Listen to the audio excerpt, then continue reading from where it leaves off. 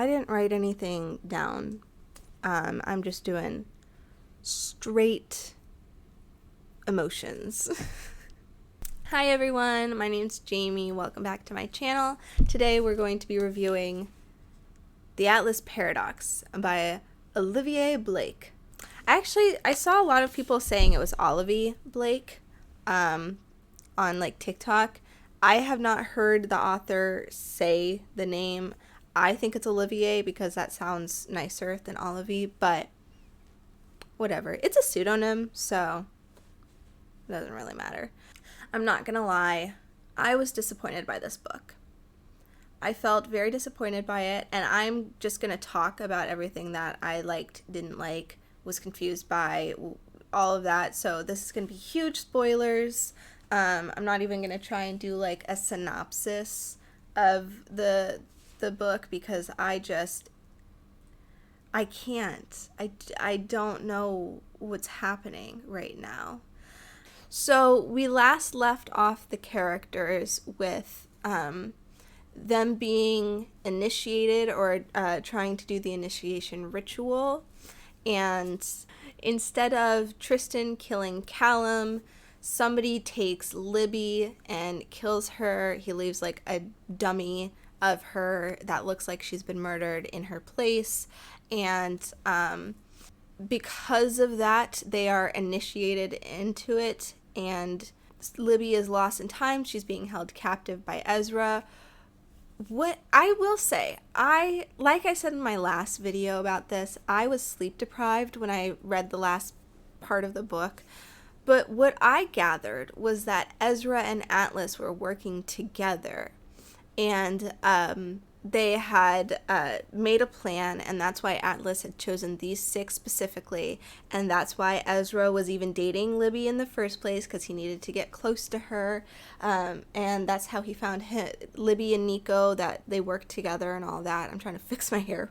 Oh my gosh. That actually made it worse. And then at the end of the book, Ezra and Atlas were like together. They were working together and they were talking. And I guess during that part, Atlas double-crossed him or something. Because in this book, Ezra and Atlas are not allies at all. And again, I'm not gonna go reread that section just to see what was going on, because that's on me for not taking in whatever context it was. But it was just a little bit weird. I was like, you did all of this and then Atlas isn't your friend anymore? And they don't really talk about it? Anyway, that could have been set up in the last book and I'm just dumb. Raina and Nico had this like friendship blooming that Libby was actually kind of jealous of because she wasn't clicking with anybody else at first. And then they do this like ritual where they have a hologram. It's one person and how they view another person in the room, and Nico views Raina and they're sparring, and Parissa is like, oh, do you see what this means? And Raina's like, no, I mean, we're just having, this is like what we would normally do. And she's like, it means he doesn't see you as a threat. That argument, from then on, Raina hates Nico. And I think it's great conflict. I actually do. I think it was like a great time for Raina to be like, oh, I thought this guy was my friend and he obviously thinks of me in a different light, and that hurts my feelings. But then because of her characterization, she's like, no, I'm not actually angry. I don't get angry. I'm emotionless, whatever. And so then she just avoids him, and that's great conflict. And I was like, okay, that's cool. And then it kept going on and on and on and on and on. And Raina just like wouldn't talk to Nico. She just was like, you're dead to me. And then Nico's chapters, he'd be like, I haven't seen Raina in months. I don't know what's wrong with her.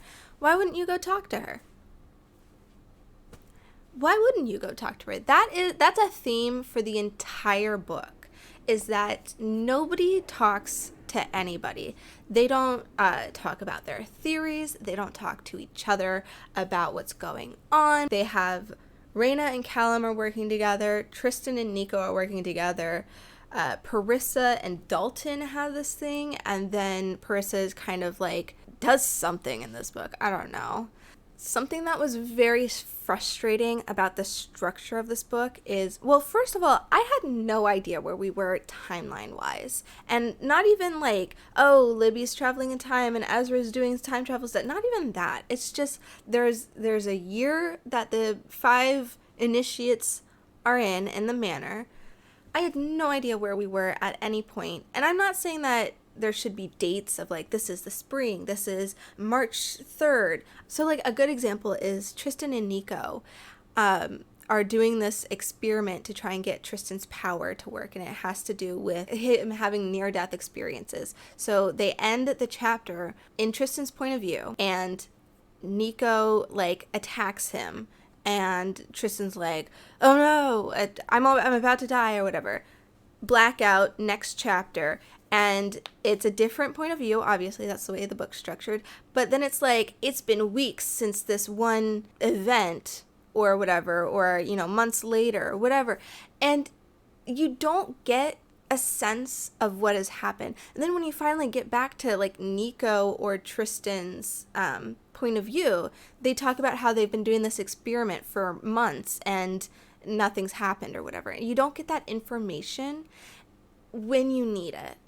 And I think Olivia Blake has set that up because of tension. She's like, oh, let me just keep that information away from the reader for as long as possible. But it just ends up like, I just ended up lost. I ended up confused. I ended up not having an understanding of anything that was going on. That was just one example.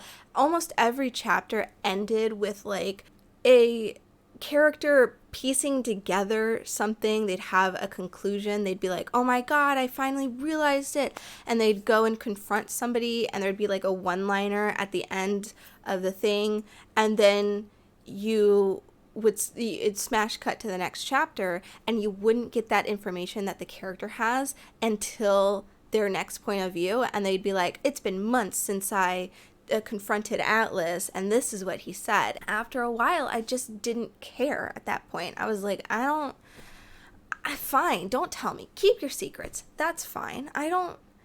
It was frustrating, and it made it really hard to understand where in the timeline they were, how much longer they had at the manor. When it finally became the time for them to leave the manor, I was like, I didn't know you were doing this at all. This was not explained to me in any way, shape, or form. Another thing that was completely lost on me was the Dalton thing. I don't understand anything about what happened with Dalton. It really tested my concentration, my focus. I was trying. Again, I mean, I try and read all of my books in good faith, but I could not understand. I couldn't figure out what was going on with Dalton and Parissa. Some mind telepathy dream thing. Gideon was there. I don't know who the prince is. And I don't think that's a problem of not explaining it very well. I think it was explained. I didn't understand it. And I think there was too much going on, and it didn't meet in the middle. When I read the first book, and the first time Tristan meets Ezra on like the astral plane, whatever, I was waiting for the moment Tristan name dropped Ezra and Nico would be like, oh, I know an Ezra. And then they would figure it out. And it happened almost exactly the way I imagined it would happen, of him saying, oh, that guy's name is Ezra. And then Nico's like, oh, you mean like Libby's boyfriend, Ezra? And then Tristan's like, oh, I forgot about Libby's boyfriend. And then they're like, they piece it together and they're like, oh my god, Ezra took Libby. That's exactly what happened. But it happened so far into the book. Like, if they had just talked about anything together, I feel like half of this stuff would have been pieced together a lot sooner. Another thing is, you don't get, in the same vein of they don't talk to each other and you don't, the like information is withheld from the reader, you don't get the reaction to people finding things out. So Gideon is trying to find Libby, and he finally finds her, and you know Gideon has found her because you've seen Gideon get the information from Libby that she's stuck in 1989, whatever. Then Gideon is texting Nico, and it's this like a bunch of texts, and they're kind of flirty texts, and then he goes, I have information, you up. And Nico, instead of just saying, oh, call me and get that information now, because they can use cell phones, we've seen them use cell phones, like they could just use cell phones. Instead, Nico goes to bed, sees Gideon, and Gideon's like, they're flirting again. Still, Nico's like, to everyone else, he's like, I'm the only one trying to find Libby. I putting on all this work. You guys aren't even helping. And then he gets to Gideon, and Gideon's like, I have the answer. And Nico's like, oh, you always do. You know how much I like answers. Oh, yeah. And that's not how he reacts. That's not how he acts at all. I'm sorry. That's not. But you don't see Gideon actually tell Nico. And of course, it's context clues of like, they're gonna learn, and we already know that information, but we don't get to see the other character's reaction to finding the answer. And that's something I really wish we could have seen, of Gideon telling Nico, and then Nico being able to piece it together, instead of it smash cutting to another chapter, and then when we finally get back to Nico, he's somewhere else entirely. Again, I felt lost. I felt like I didn't understand the characters anymore. Some of the character reactions, the things that they do, it felt disconnected with my understanding of them. And of course, characters change and evolve, but we had so little of Reyna in the last book, and I said this before, that we needed more of Reyna in the last book to fully understand her in this book. So we had so little of Reyna, and then what we knew of her is that she just like was ambivalent and didn't talk much.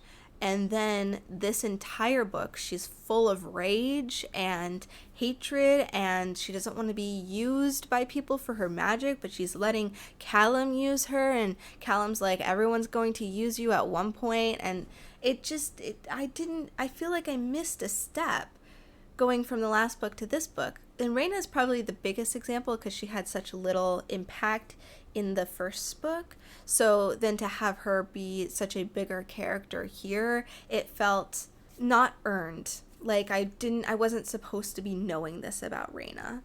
I feel like everyone else, you could kind of see the through line between their first book interactions and this book interactions, and how they go, but it seemed choppy. It seemed like instead of seeing the actions that brought them here, we were being told to expect these actions.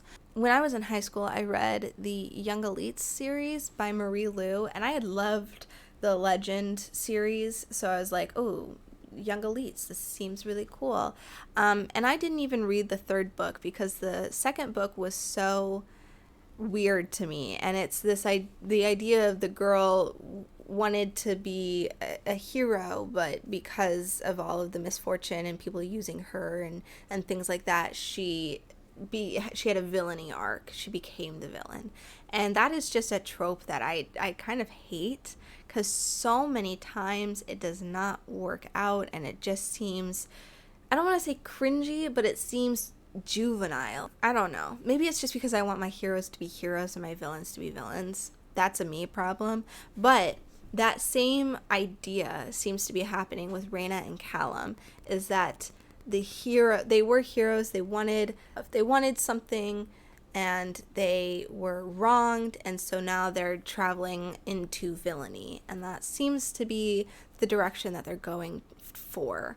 At the end of the book, they pair up with Tristan's father, Adrian Kane, who is a criminal.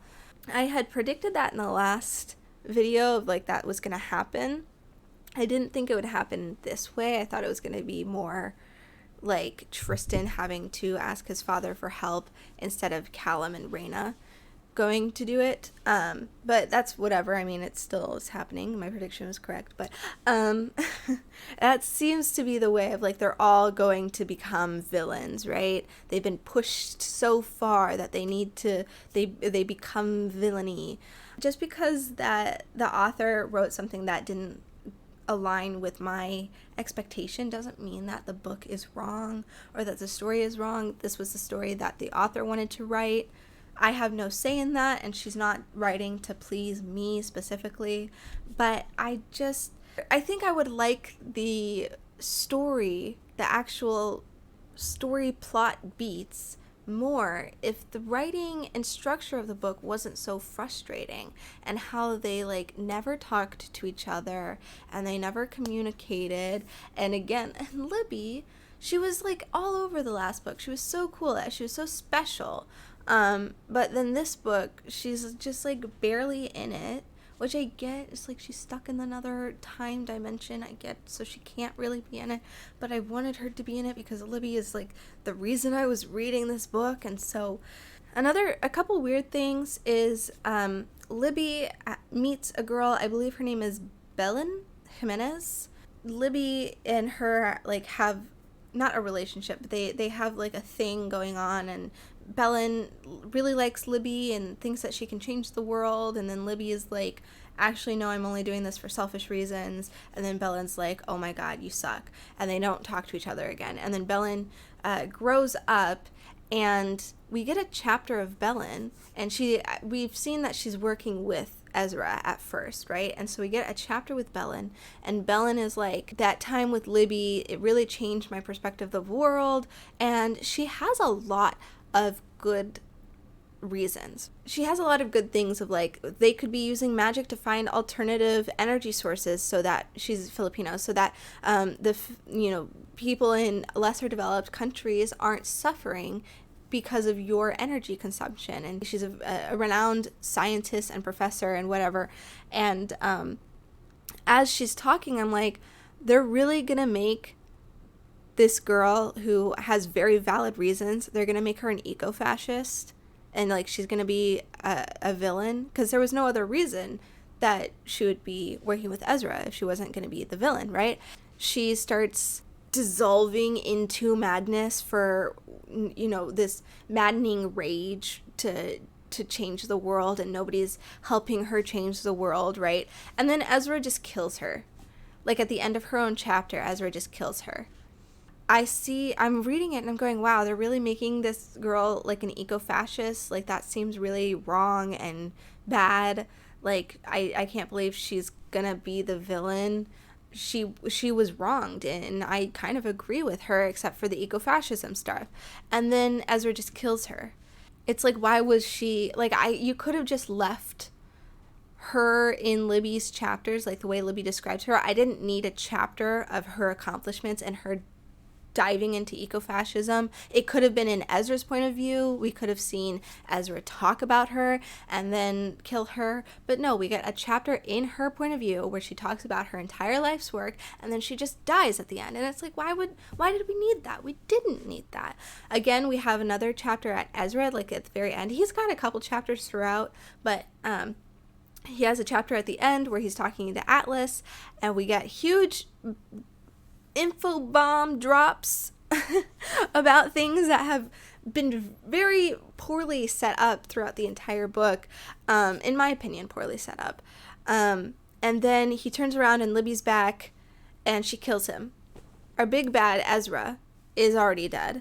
And the Forum has been a villain in the background, but they haven't really been a threat yet. So if they're going to become a threat in the third book, I need more from them. I needed more from them to be, because Ezra seemed to be the ringleader, but now he's dead. So what's going on with that?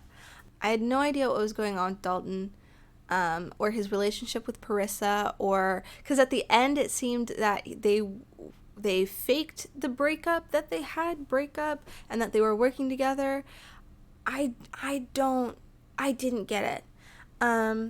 And maybe I'm just dumb. Maybe I didn't pick up on things. Maybe as I was reading, I was accidentally skipping stuff. I don't know, because I try not to skim. We get the very first mention of Atlas having blood on his hands with Callum in Callum's chapter.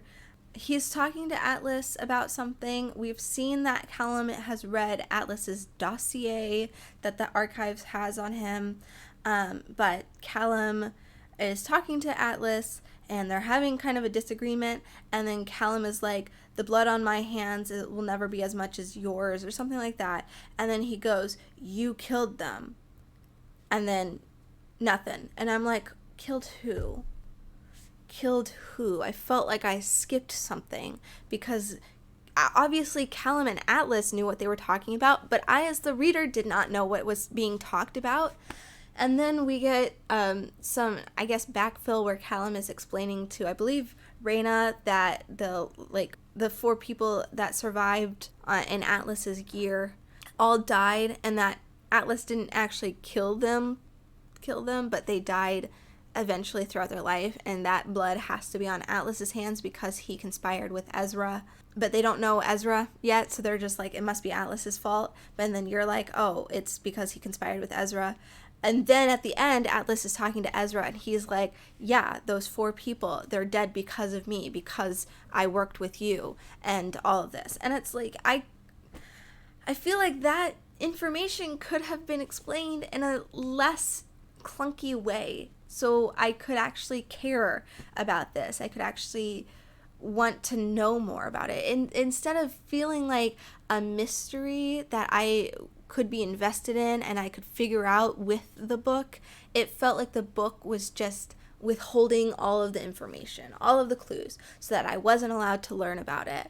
And I just had to be told it in little droplets. And that's kind of what I didn't like about this book. That's why it was frustrating. I guess some things I liked, so that we can end up on a positive note. I liked Gideon. I really liked Gideon. He had a couple chapters where he was narrating, and the writing style kind of changes with each character, so you can kind of get a sense of who is talking and how their narration, even though it's third person, how they would narrate. So Gideon had a lot of like personality with his, and it was very optimistic and cute. I liked that, and I love when even in third person you can see an obvious voice for each character, and I love that.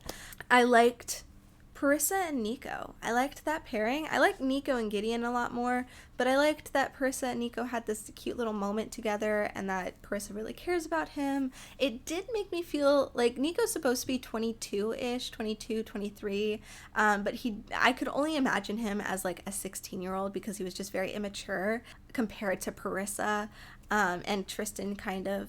And he is supposed to be the youngest, but even the youngest is like 22, right? Some other things I liked. I like Tristan as a character a lot more. I was kind of okay about him in the last book, but I really like him as a character. I do think it's a bit weird, though, that Tristan is absolutely in love with Libby. He says that he just is in love with this girl.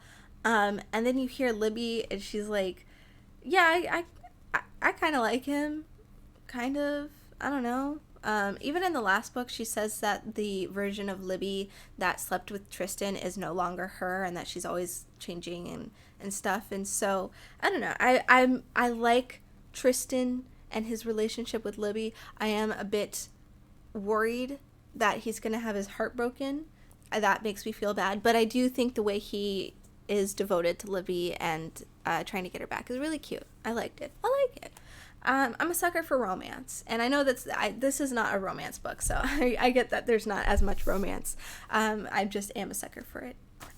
So some predictions that I had for this book was that Nico ends up with Gideon. He does. At the very, very end, Gideon reveals that he has feelings for Nico, which I don't realize why that was a secret, but whatever.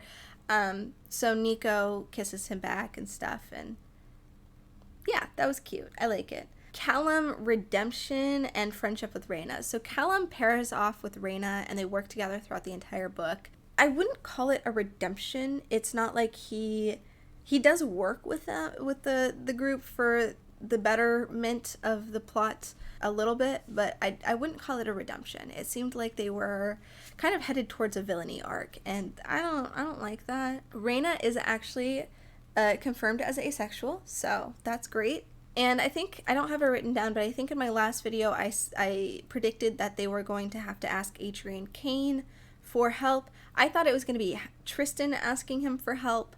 It's actually Callum and Reyna at the very end going to work with him. So we'll see more of that in the third book, but it did happen in this book. Some things that didn't end up happening. Parissa does not have a girlfriend. She doesn't even kiss a girl. in this book, which sad. Makes me think maybe she's not supposed to be bisexual. Libby is. That's great. I think all of the characters are just fluid. They're very fluid. So Parissa actually has more of a solid thing with Dalton. So Libby actually escaped from Ezra very early on, so she didn't get Stockholm Syndrome or anything. She wasn't used by Ezra. I'm not sure if I like that because she talks about how she wastes away in the motel for a really long time, and then all of a sudden she can like explode her way out of the motel. And she even talks about how there are magical wards, there are things keeping her from being able to do that, and then all of a sudden she just can. And I was like, okay, there didn't seem to be limits or anything. I'm not a big fan of Libby being the canonical reason for a big nuclear explosion that happened in Reno. That either was a real life event or it was based on a real life event, because I remember hearing about that. I feel like the magic system, like I said before, it was very embedded in science, and that still happens here because it's so scientifically explained, like energy wise. When they start talking about like magician things, so like they vanish something out of their hand, or I'm like, oh, that's just magic, right? So there's like science part of the magic, and then the just like regular, and it didn't seem to mesh very well. I wasn't a fan of that. Can you not? You're gonna get your tail in the video. I kind of want to read the third book. It's not gonna be out for a while, I don't think. So that's a little upsetting. I mean, what can you do? I was just very disappointed by this book. This was kind of a rant review, I guess. It just kind of felt rushed. I don't know why. I didn't want to finish the book. I didn't want to read it. I had a really hard time focusing on it. Something about it was just different. It just lost its magic to me. I really wanted to like it, so I rated it 3.75 stars. Or no, I think I just rated it 3.5 because I really, really wanted to like it, and there was a foundation that I really enjoyed, and there are characters that I already really liked, so yeah, I really liked that aspect of it, and I didn't want to give it a low rating. The same problems in this book happened in a different book that I hadn't already enjoyed, like part of a series that I hadn't enjoyed. I wouldn't have rated it so highly. That was my review of the Atlas Paradox. I wanted to like it so badly. Thank you all for watching. That's all I really have to say about this book. Like, comment, subscribe, do all that stuff that YouTubers do. And I'll see you in the next one, I guess. Little cat tail. Alright, bye!